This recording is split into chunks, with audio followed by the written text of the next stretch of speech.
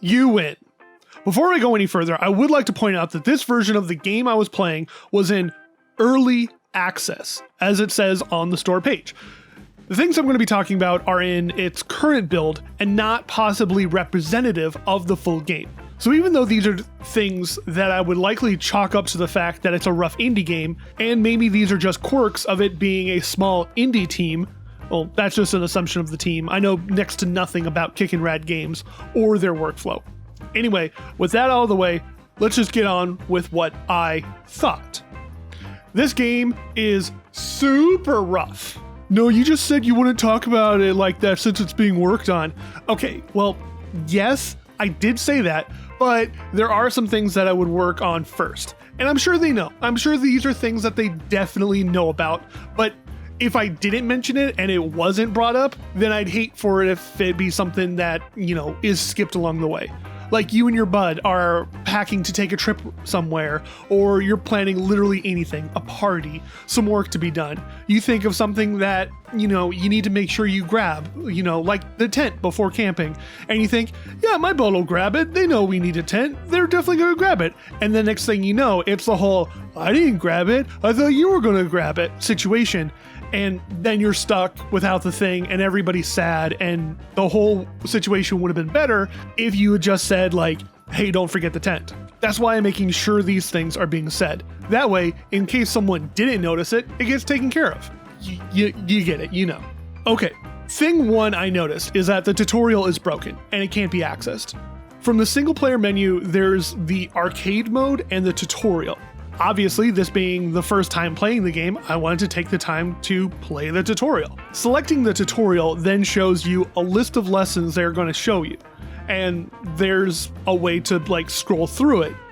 But the problem is that there's no actual scrolling that happens. There's a sort of like a tick tick tick tick tick sound, but nothing moves. The scroll bar on the side doesn't move. The picture doesn't change. It's just the same picture of Introduction to Boom. Okay. Nitpick alert, the kerning or font or whatever is way too close together. It looks like it's all one word. If there was a way that this could be fixed, it'd be super cool to people who are sensitive to these things. The only thing on screen for directions is an A button to learn more, and then there's a start button right on top of the B button to say exit tutorial right on top of the lettering for main menu. I thought this might be because I was playing at full screen at 2160 by 1080, but changing to a window mode and also setting it to 1600 by 900 still shows the same problem. So yeah, there definitely is something wrong here, and seeing as this is the first place people go to learn about the game, not the best foot to start off on. Seeing that was the case, and there was no other way to learn about the game, what better way to learn how to play the game than to just do it? That's how I learned to shave, tie a tie, drive a stick, and swim. Okay, that's a lie. My mother helped me out with most of those things, but that's not the point. The point is to do by learning, or, something along those lines. The game is real simple. There's a ball, it's served, you have to play keep away from the other players for longer. The longer you hold the ball, the more points you get. But there is a catch. Aha, catch. Get it? Because it's a ball. All right, I'm trying to write more jokes into these things. All right, they're not going to be great, but roll with me. The catch is the ball is a bomb. And if you're holding it when it goes off or caught in the blast radius when it explodes, you die. And you lose about 20 points or so. It's a game of hot potato and also keep away. Controls are simple. There are 4 buttons and a joystick, or direction buttons, whatever you please. Jump, attack, taunt, and a special. Anyone who's played Lethal League can get the feeling of this game pretty quick. It's very sprite-based, an arcadey feeling. It's fast and hard to master. Playing as Remy, the first character they show on the list, I was able to get a feel for the game. Playing one-on-one against the first enemy was super easy to get, and a great way to understand what is going on and how to play the game. The second level, let me tell you what. Okay, level 2. You're playing a 3-for-all, so you against another computer and then another person. you three have to all fight and play keep away while running away from, each other.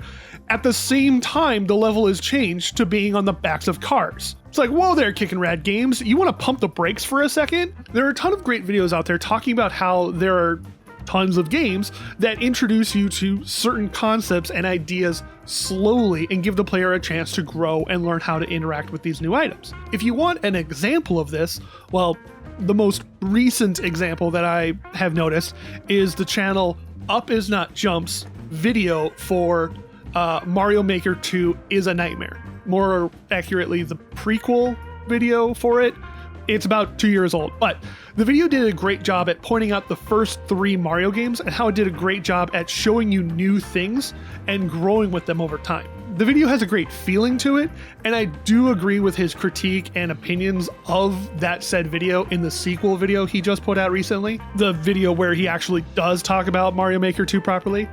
But in this exact example with level 2 of the arcade mode for Remy, it takes the player and not only increases the difficulty of the game by introducing another third player, but also to a level with moving platforms and shifting perspectives, and some cars slow down and eventually take you out of the level. Oh, and speaking of the levels, so let's talk about the level boundary problem.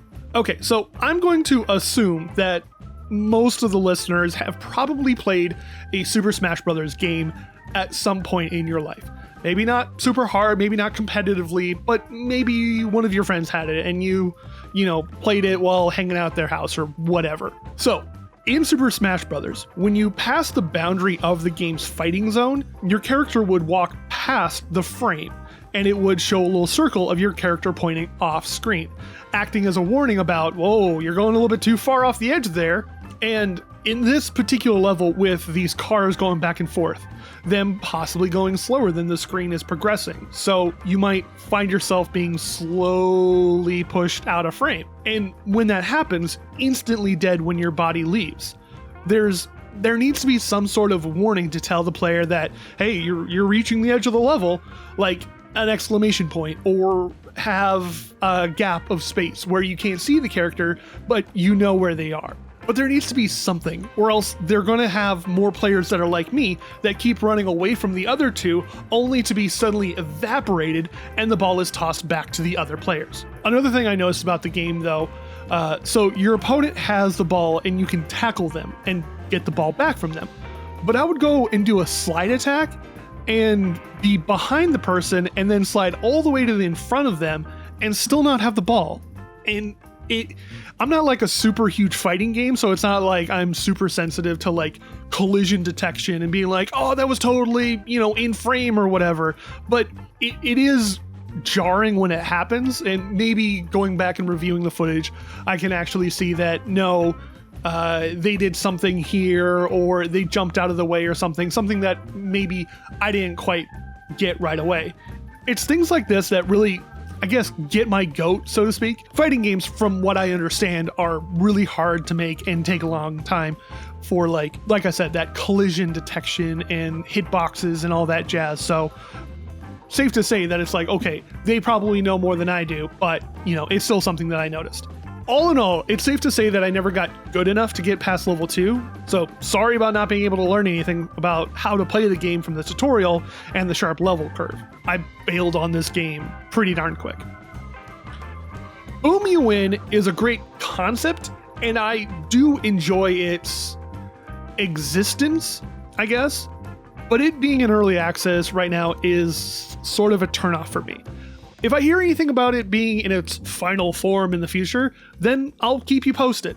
This game reminded me a lot of Lethal League and Speedrunners. Are there any other games that are small indie brawlers or beat-em-ups, arcade 2D games like this that you know of?